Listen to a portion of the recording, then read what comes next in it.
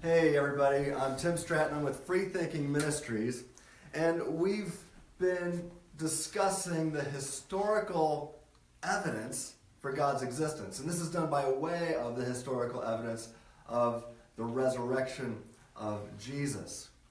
Now I gotta tell you, I'm not feeling the best today. My head's all stuffed up, not feeling good, but hey, the show must go on. So let's do this. All right.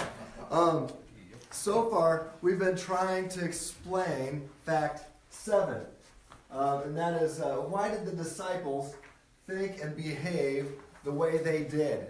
And also, this applies to why did Saul become Paul? We're trying to figure this out. We're saying, what's the inference and the best explanation here? Now, one of the most common explanations offered by skeptics, people who are skeptical of Christianity, skeptical of the resurrection of Jesus, they're trying to find another option to consider, anything but the resurrection.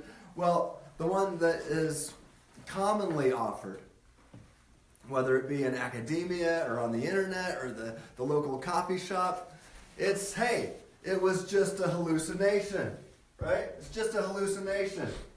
That's why the disciples behaved the way they did. They all had hallucinations, and that's why Saul became Paul, because he had a hallucination. So this is called the hallucination hypothesis. In fact, Mike Licona just debated Bart Ehrman last week on the reliability of the Gospels. I highly encourage everybody to watch that debate. Mike did great. But Bart Ehrman, I believe, even in that debate, affirmed that is how he explains these things away, these historical facts. It's not a resurrection. No, they just all had hallucinations. Well, so here we go. The option that's commonly offered is that the disciples and Saul all hallucinated. They all had hallucinations, and that's why they all behaved the way they behaved. Now, these skeptics that offer this explanation, because they're skeptical of the resurrection, well, the first thing I want to ask is, why aren't you skeptical of your hallucination hypothesis? I think we should be skeptical of that hypothesis for good reason. Well, like I said, many non-Christians will say that this is what happened. But this is still very hard to believe. I mean, think about it. Before people hallucinate, they're usually really excited or expecting to see something. And the disciples here in this situation, they definitely were not excited, nor were they expecting to see anything. In fact, the opposite was true. They were afraid and they were grieving. Back then, no Jew would have imagined that the Messiah would be resurrected after execution as a common criminal. As N.T. Wright has suggested, he said, with the historical backdrop in mind back then, if your favorite Messiah got executed in a shameful manner by the government, well, you'd either get yourself a new Messiah or you'd go home.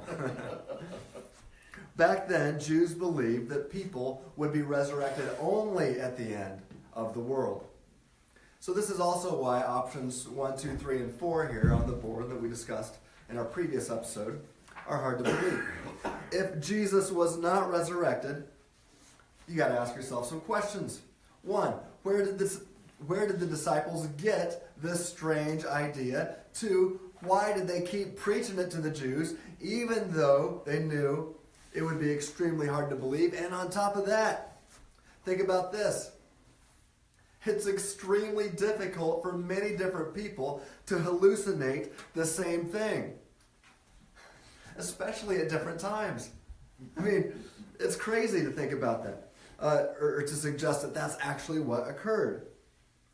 Hallucinations are just in your mind. For two people to share a hallucination would be like two people sharing the same dream. Mike Licona offers this analogy. He's like, suppose that I woke up in the middle of the night and I had a great dream that my wife and I were in Hawaii together.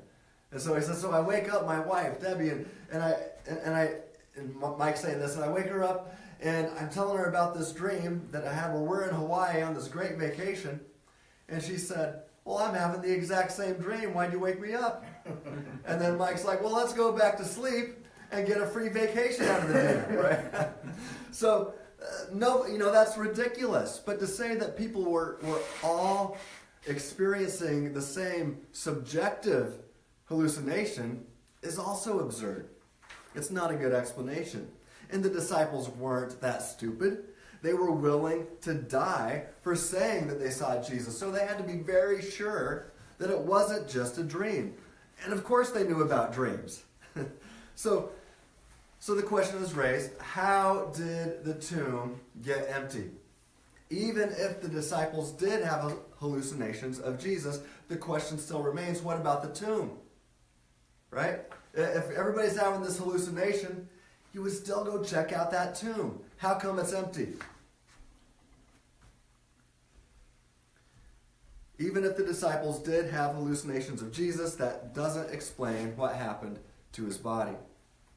The disciples still would not have gotten the idea that Jesus was resurrected. It would have been far easier to think that Jesus went to heaven instead, something like Elijah or something like that. Remember what we said about what the Jews believed back then. The resurrection would happen at the end of the world, was what they believed. So this, again, is why options 1, 2, 3, and 4 are hard to believe. Again, the options we discussed in our previous episode. So, since the hallucination hypothesis fails, it's not a good one, what's left to consider? Well, here's one. Regarding facts 7 and 8, they really did see Jesus alive again soon. Now, let's not call it resurrection yet, because many skeptics will say, yeah, the disciples did see Jesus alive after the crucifixion, after the cross. Some skeptics are willing to admit that much, and that all of the evidence suggests that they did, in fact, see the real Jesus after the crucifixion. But hey, anything but a resurrection. That's the one thing they can't have. Because if the resurrection is true, that is, if God raised Jesus from the dead, then Christianity is true. So anything but a resurrection. So let's try to explain this away in some other manner. Well, they'll say, well, yeah, they saw Jesus, but Jesus' body just naturally came back to life by itself. And that's it. Yeah, that's the ticket. God didn't do it. It just happened naturally. Well, they'll say, after all, it's logically possible. There's no logical contradiction with that statement. But that's still crazy because scientists know a lot about how human cells work, how cells die and decay. It seems naturally impossible for Jesus' body to come back to life after 3 days, just like that. We need an explanation other than nature. And that just means we need a supernatural explanation because, as David Hume said, dead men don't rise naturally. So we need a better explanation.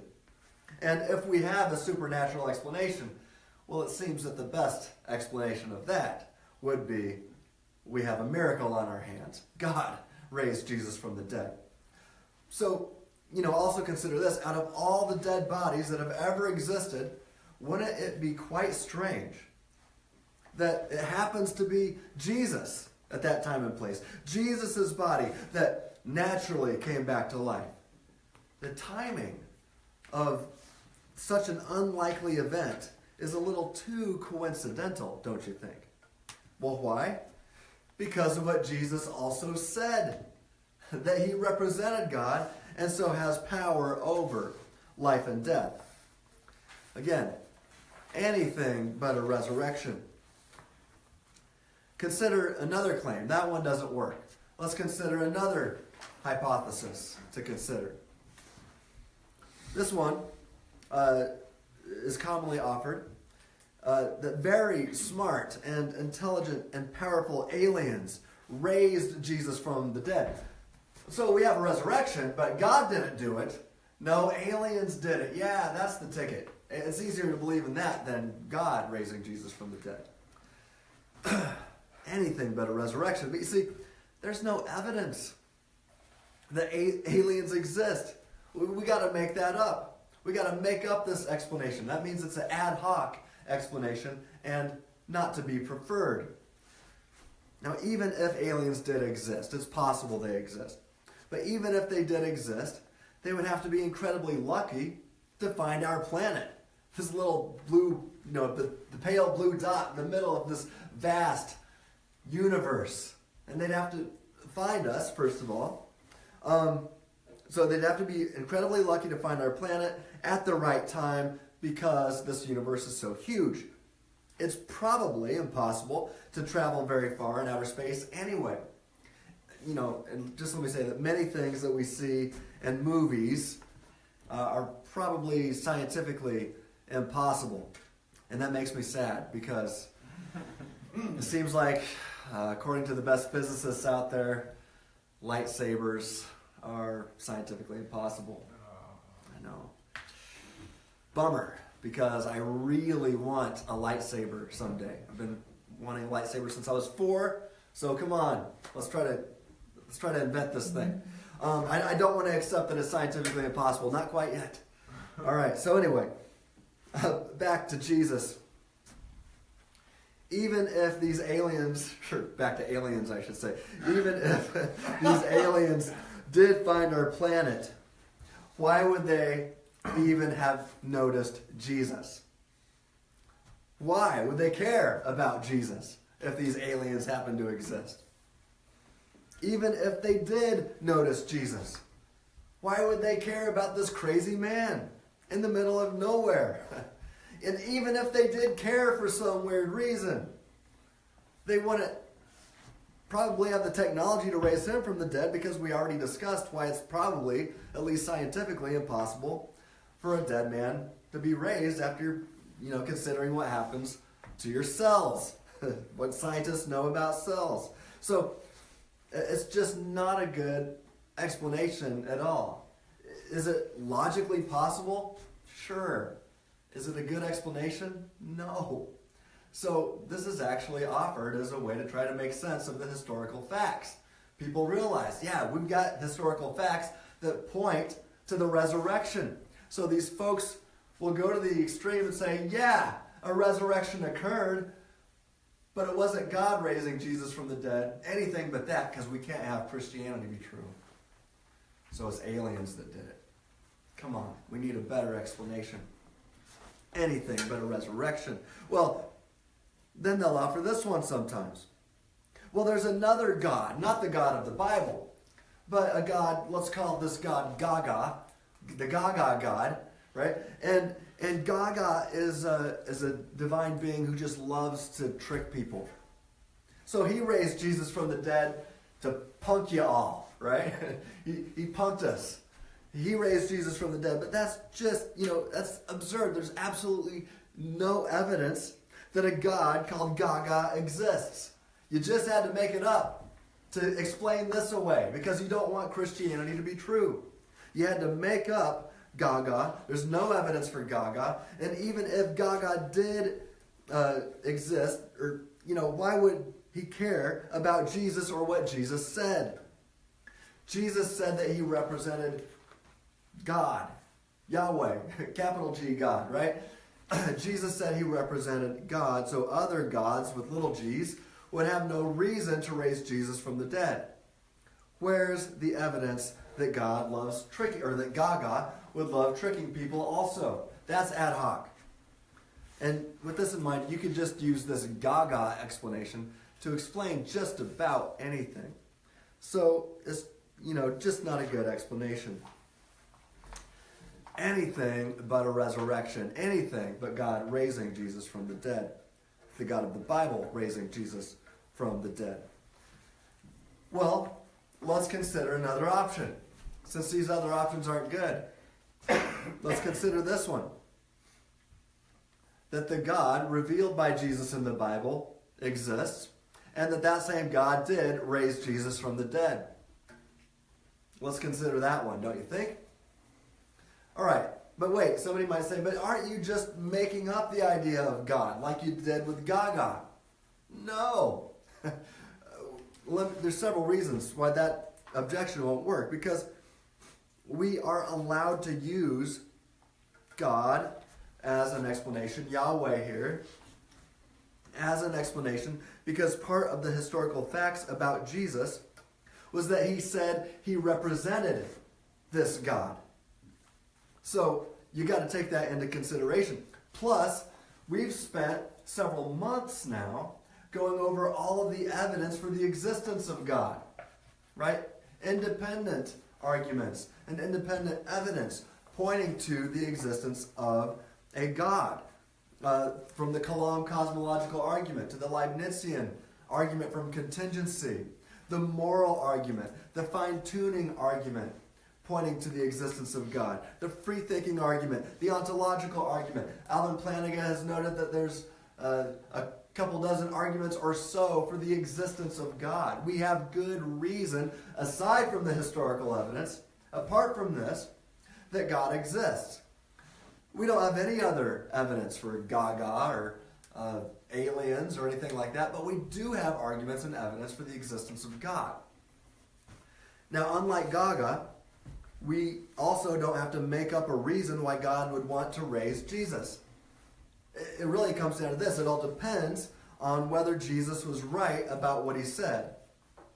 And if he was right, then it's easy to see that God would want to do a miracle like this to show people, to show humans, that Jesus was right, so that we would listen to him. We would have a divine stamp of approval, so to speak, on everything that Jesus said, taught, and exemplified. And by the way, Jesus summed that all up and said, hey, just get two things right. Love God and everybody love everybody. Who wouldn't want that to be true? It doesn't make sense to me why people would want to reject this and go out of their way to find another reason or another explanation when this one is clearly the best. God raised Jesus from the dead because he wants you to listen to Jesus, that you were created on purpose and for the specific purpose to know God and to love him and to be loved by him now and into the eternal future, and for everybody to love everybody from now into the eternal future. And if we would just listen to the teachings of Jesus, think about how much better this world would be right now. Well, God raised Jesus from the dead, so you'd listen to him. That's one reason. There's many others too. Anyway, the story of, I want you to consider the story of a guy who saw aliens, right? So, let's say he's on the news tonight and he's like, I just experienced these aliens from another planet. They came and they visited me, right? We probably think he was crazy. But he'd get mad because he's like, okay, why aren't you guys listening to me? Well, they told me that they're going to be here in 3 days. And then you'll believe me, and we're all laughing at him. Well, guess what? 3 days later, a whole fleet of starships from another planet comes to visit our planet. Would it make sense to say, just to jump to the conclusion, well, it can't be what the aliens he was talking about. It must be some other alien. That guy was crazy. That doesn't make... No, the inference of the best explanation is that guy probably knew what he was talking about.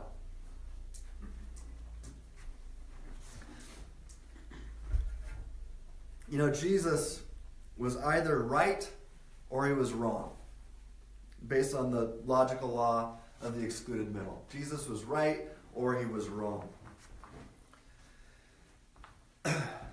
Anyway, we also do have evidence, like I said, that God exists. We've got those other arguments, the cumulative case.